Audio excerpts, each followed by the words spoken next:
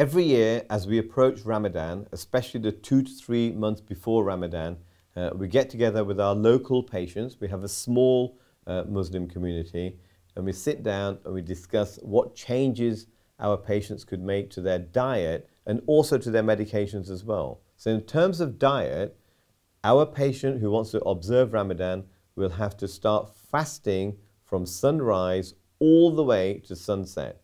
And that can be 11 hours, 12, 13, 14, 15, and even 16, 17 hours in a day.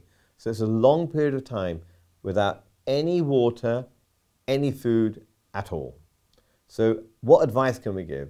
Well, first of all, when our patient has the breakfast meal, as it were, before the fasting starts, they need to make sure that it's going to sustain them for the next 10 to 12 hours, if not more.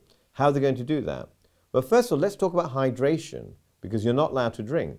So how are you going to make sure that you've got enough water or hydration in your body in 6, 8, 10 hours time?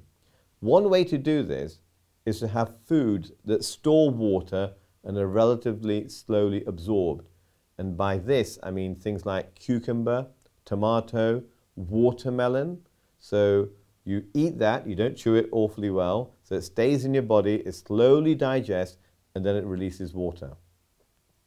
You will also need to have food that are slowly absorbed. So there's no point having white bread, for example, with jam. That's going to get into your bloodstream very quickly and get out of your bloodstream very quickly, and you're going to feel hungry. And it's going to make your diabetes control worse if you have diabetes in the short term.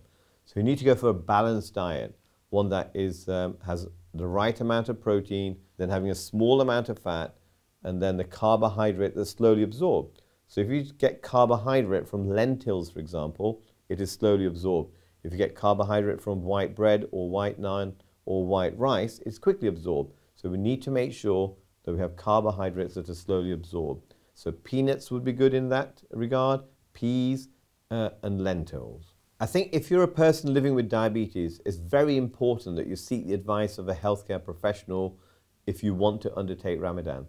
And don't get me wrong, 90% of the time, Ramadan will be perfectly safe if the advice of the healthcare professional is followed. So do see a healthcare professional, and especially in relation to hydration.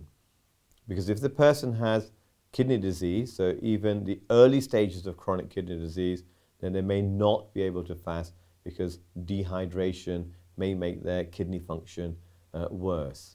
And the healthcare professional will take into account what type of diabetes you have. So generally, we don't advise patients with type 1 diabetes to fast, or people on insulin, for example.